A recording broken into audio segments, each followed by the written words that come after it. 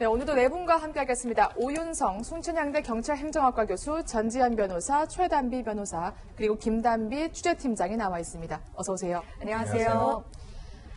네, 오늘 사건 상황실 속보로 시작하겠습니다. 집단 성폭행 그리고 성관계 동영상 불법 촬영 혐의를 받고 있는 가수 정준영, 최종훈에 대한 1심 선고가 조금 전 있었는데요. 정준영에겐 징역 6년, 최종훈에게는 징역 5년이 조금 전 선고됐습니다. 1심 선고 결과인데요. 먼저 이른바 단톡방 사태부터 오늘 법원의 심판을 받기까지 그들의 모습을 영상으로 만나보고 오십시오.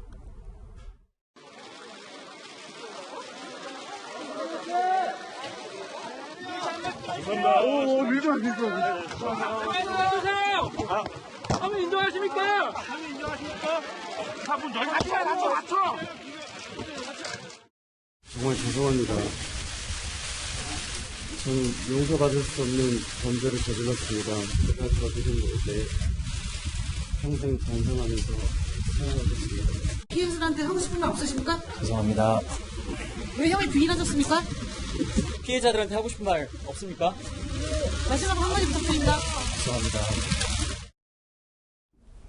네, 수사 과정에서도 담담하던 그들, 오늘 선고가 있자마자 그야말로 통곡을 했다고 합니다. 김 팀장, 일단 선고 내용부터 다시 한번 살펴볼까요? 네, 이 만취한 여성을 집단 성폭행하고 몰래 찍은 영상을 유포해서 재판에 넘겨진 이들입니다. 이들에 대해서 재판부에 오늘 첫 선고가 있었는데요. 정준영에게는 징역 6년을, 그리고 최종훈에게는 징역 5년을 실형을 선고했습니다. 앞서 검찰은 이들에 대해서 각각 7년과 5년을 선고했는데요. 구형했죠. 네, 구형했는데요. 사실상 그대로 실형이 선고된 겁니다. 다만 이들에게는 5년간의 보호관찰 명령도 같이 청구됐었는데 이거에 대해서는 재판부가 모두 기각했습니다. 네, 1심 재판부의 판단 하나하나 살펴보겠습니다. 먼저요, 지금 김단비 취재팀장이 설명한 것처럼 검찰이 징역 7년과 5년을 구형했었는데 정준영은 징역 6년, 최종훈은 징역 5년이 선고됐습니다. 제가 볼 때는 항상 한 절반 정도, 구형의 절반 정도가 선고됐었는데 거의 그대로 선고한 건 그야말로 재판부가 엄중하게 본 거라고 볼 수 있을까요? 네, 재판부가 뭐 검찰이 구형한 것보다 더 크게 선고를 할 수는 있지만 대부분 절반이나 3분의 1 정도에서 선고를 하죠.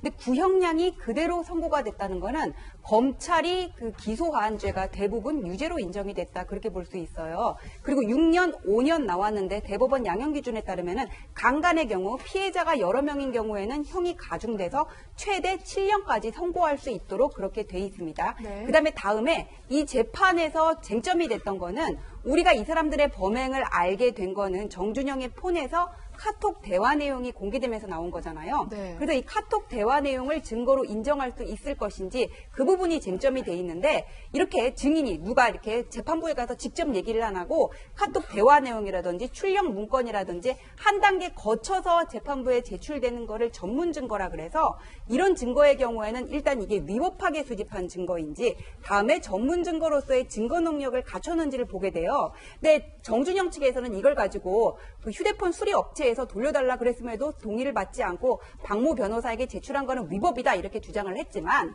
타인의 위수증의 경우에는 재판부에서 공익적인 부분을 많이 고려를 합니다. 그래서 이게 범죄 발견의 가치가 큰 경우에는 증거로서 받아들여줘서 위법한 증거로는 인정이 안 됐어요. 다만 이제 이게 전문 증거로서의 증거 능력을 요건을 갖췄는지 그게 문제가 되는데 이렇게 내가 얘기한 내용을 검찰에서 법원에 제출한 경우에는 내가 법원에 나가서 이게 내가 말한 대로 적시가 돼 있다 이거를 얘기를 해야 되거든요. 근데 여기 피고인 층에서는 부정을 했던 것 같아요. 근데 그래 부정을 했을 때는 이게 뭐 어떤 객관적인 방법으로 원본하고 이 사람들이 말한 대로 그대로 이게 출력이 됐다는 게 입증이 돼야 되는데 그런 부분이 일부 인정이 안 된 데가 있어가지고는 뭐 어느 부분 일정 부분 증거 능력이 부인된 것 같기는 한데 그럼에도 불구하고 정황 증거로서의 가치는 있는 것이고 또 당시에 피해 여성들이 법정에 나와서 당시의 상황을 일관되고 구체적으로 진술했기 때문에 검찰이 기소한 대부분의 죄가 유죄로 인정된 것으로 보입니다.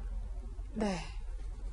이렇게 요약을 해 주셨는데 사실 또 하나의 관심이 보호관찰이었거든요. 근데 정준영 씨도 그렇고 최종훈 씨도 그렇고 모두 기각이 됐어요. 네. 이거는 어떻게 봐야 됩니까? 이게 보호관찰하는 게 뭐냐면 이 범죄인들이 징역을 선고를 받았습니다. 그러면 징역을 다 이제 살고 나와서 사회에 복귀를 했을 때 만약에 재범의 우려가 있다라고 하면 이러한 재범을 막기 위해서 법원이 내리는 처분입니다. 그래서 그렇게 담당 보호관찰관과 뭐 정기적으로 면담을 하거나 아니면 이사나 여행을 할 때 신고할 의무가 있는 것인데요.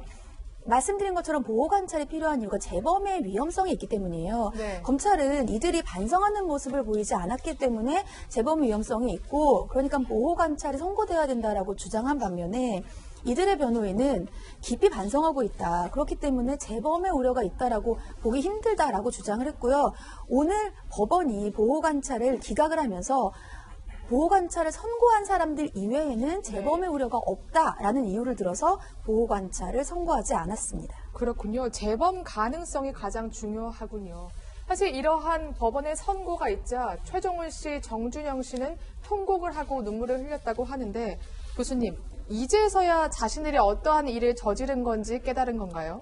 그 울음에는 네. 여러 가지 의미가 있겠죠. 사람이 우는 것은 자기 감정의 그 내면을 어떻게 바깥으로 표출하는 하나의 그 방법인데 펑펑 울었다라고 그러지 네. 않습니까? 사실 펑펑 우는 거는 가식으로 하기가 상당히 어려워요.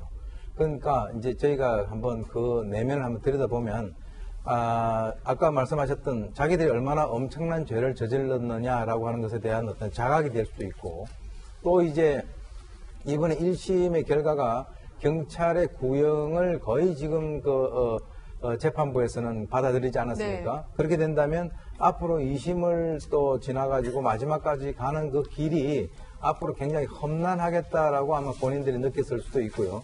또 이제 아까 나왔던 그 보호관찰이 이제 그 기각이 됐다라고 하는 것은 이 보호관찰이라고 하는 것은 재범 가능성이 높고 한 그런 사람들에게 이제 그 주어지는 것인데 이 보호관찰을 하게 된다면 일반적으로 담당 보호관찰관하고 지속적으로 면담을 해야 되고 여행이라든가 이사 갈 때마다 해야 되는데 그것은 이제 그 기각이 됐단 말이죠. 그러니까 이 사람들이 이 펑펑 울었다라고 하는 것은 내면에 있는 여러 가지 어떤 복잡한 그런 심경이 이 펑펑 우는 것으로서 하나의 표출된 것이 아닌가 이렇게 생각이 됩니다. 네. 오늘 사실 또 하나의 쟁점 중에 하나가 집단 성폭행이 인정되느냐였습니다. 사실 시간이 오래됐기 때문에 일각에서는 인정되지 않을 것이란 관측도 있었는데 재판부가 집단 성폭행 부분을 인정하고 두 사람에게 중형을 선고했단 말이죠.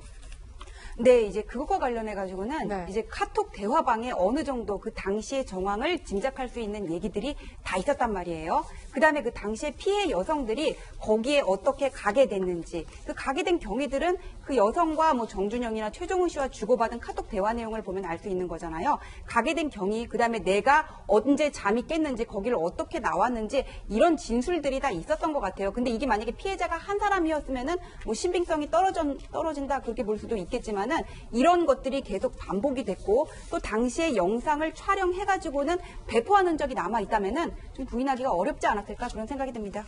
네. 지금 법원이 선고하면서 판사가 말한 내용을 제가 좀 읽어드리겠습니다. 정준영에 대해서 술에 취한 피해자를 합동 성폭행하고 여성들과의 성관계 영상을 카톡방에 올렸다. 피해자들의 느꼈을 고통 정도는 짐작하기 어려울 만큼 극심한데 다만 일부 범행을 인정하면서 자신의 범죄를 반성하는 모습을 보였다. 이렇게 판사가 얘기했고요. 최종훈은 이러한 사실이 있음에도 불구하고 반성하지 않는 모습을 보였다. 피해자가 얼마나 큰 고통을 겪었을지 가늠하기 어렵다라고 하면서 최종훈의 반성하지 않는 태도를 꼬집었습니다. 변호사님, 이러한 부분도 모두 선고에 반영됐다 보면 되는 거죠? 네, 맞습니다. 일단 기본적으로 이 반성하는 태도가 여러 가지로 중요해요. 그런데 이 부분 같은 경우에는 본인들이 반성을 해야 되는데 정준영 같은 경우에는 내가 일부가 물론 본인의 억울함을 호소했습니다. 합의하에 성관계했기 때문에 이것이 성폭행이라고 할 수는 없다. 하지만 일부를 부인을 하지만 일부는 인정을 하겠다. 스스로 이렇게 일부를 자백한 부분에 대해서 법원이 반성을 하고 있다라는 것으로 본 것이에요. 그러니까 반성을 하고 있으니까 유리한 양형 자료가 된 것이고요. 반면에 최종훈 같은 경우에는 나는 집단 성폭행을 할 만한 배포도 없는 사람이다. 그리고 특수 둔강간이라는 지명이 너무 무겁고 억울하다라면서 본인은 결백하다는 것을 지속적으로 호소를 했습니다. 그렇기 때문에 법원이 최종훈에 대해서는 반성하는 모습을 보이지 않는다라고 판단을 한 것이고요. 이 부분이 불리한 양형으로 작용을 했던 것으로 보입니다. 네. 궁금해하실 것 같아서 아이돌 가수의 오빠였죠. 권모 씨에 대한 선고도 오늘 있었는데요. 징역 4년이 선고됐고요. 그 다음에 보호관찰은 3년이 지금 선고된 상황입니다. 교수님, 마지막으로 사실 정준영, 최종훈, 그리고 아이돌 가수의 오빠 권모 씨까지 많은 청소년들에게 영향을 미친 연예인들이었거든요. 이러한 죄값을 치름으로써 그래도 죄를 저지르면 벌을 받는다. 이러한 교훈이라도 줘야 되지 않을까. 많은 청소년들이 지금 굉장히 다친 상황이거든요, 마음이요. 그렇죠. 왜냐하면 지금 이 사람들의 어떤 역할이 뭐 공식적으로는 공인은 아닙니다. 그러나 공인에 준하는 그런 역할을 하는 그런 입장이기 때문에 그 직접적으로 또는 간접적으로 많은 그 청소년들에게 이 사람들의 행보가 여러 가지 어떤 영향을 미칠 수가 있다는 거죠. 그래서 아마 이번에 재판부가 이와 연관돼서 좀 중형을 내린 것은 앞으로 이와 유사한 그런 행위에 대해 가지고 결코 좌시하지 않겠다라고 하는 어떤 의지를 보인 것이라고 보고요. 그와 관련돼서 이와 유사한 행위를 앞으로도 만약에 그 어떤 그 연예인이라든가 이런 쪽에 있는 사람들이 이런 것을 그냥 뭐 쉽게 저질러게 된다면 앞으로 이런 결과를 갖다가 뭐 본인들이 그런 상황에 봉착하게 될 것이다라고 하는 강한 그 경고성 메시지를 포함을 하고 있다라고 봅니다. 네.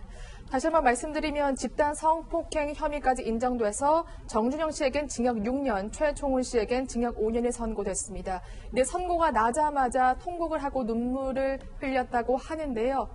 진심으로 반성했길 좀 바라보겠습니다.